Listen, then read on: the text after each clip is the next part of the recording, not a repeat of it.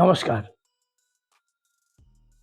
আমরা বিভিন্ন সমস্যায় পড়ে জ্যোতিষীর কাছে যাই এবং জ্যোতিষীরা আমাদের কুষ্টি বিচার করে হাত দেখে, আমি তো হাত দেখি না, কুষ্টি বিচারই করি।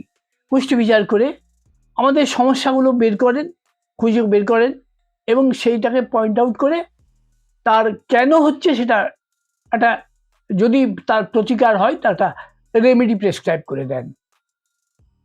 তা এই যে কুষ্টি বিচার, এই বিচারটা এমনি সাধারণভাবে একটা কুষ্টি দেখে সব বলা যায় না। দেখতে গেলে কুষ্টিটা খুব সূক্ষ্মাতিসূক্ষ্ম বিচার করতে হয়।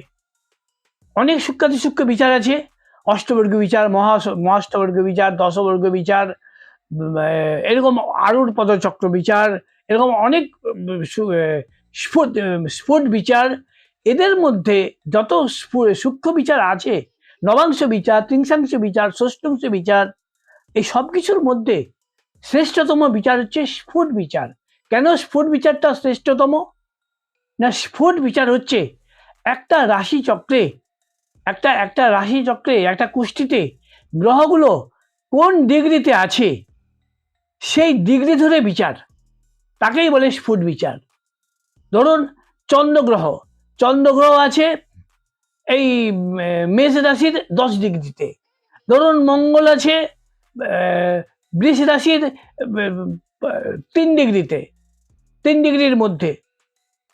এইরকমভাবে ডিগ্রিগুলো দেখে দেখে প্রত্যেকটা গ্রহের 9টা গ্রহের, প্রত্যেকটা গ্রহের 12টা করে অবস্থা হয়। শয়ন, উপবেশন, নেত্রবাণী, প্রকাশন, গমনেচ্ছা, স্বভাবসতী, আগমন, ভোজন, নৃত্যলিপ্সা, কৌতুক, নিদ্রা। এই 12টা অবস্থার মধ্যে কোন অবস্থা পেয়েছে সেই অবস্থা অনুসারে গ্রহ ফল দেয়। ধরুন কারো বৃহস্পতি অত্যন্ত ভালো গ্রহ, সব দিকে শুভ গ্রহ, বৃহস্পতি ধরুন নিদ্রিত আছে, শয়ন অবস্থায় আছে, সে কোনো ফল দেবে না।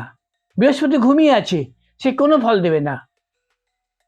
ধরুন এই বুধ কৌতুক অবস্থায় আছে, ধরুন চন্দ্র ভোজন অবস্থায় আছে, সে ড্রাগ অ্যাডিক্টেড হবে, সে মাতাল হবে, সে দিনে রাতে মদ খাবে। এইরকম প্রত্যেকটা গ্রহের একটা করে তার 12টা অবস্থার মধ্যে কোন অবস্থায় আছে সেটা বের করে তারপরে বিচারটা করতে হবে, নাহলে বিচার ঠিক হয় না, কারেক্ট হয় না। তা আমি প্রত্যেক দিনই আপনাদের কাছে আমার এই স্ফুট বিচারের উদাহরণগুলো তুলে ধরি। তা আজকে একটা খুশি দেখাচ্ছি, দেখুন। এর জন্ম 13/3/1975, সময় সকাল 2:30। এ এসছিল আমার কাছে এসছিল অনেকদিন আগে, আমার কাছে 2003 সালে এসছিল। কেন এসছিল? এর সন্তান হয়নি। এর সন্তান কি করে হবে, এই জন্য এসছিল। তো তখন ওর সবে বিয়ে হয়েছে,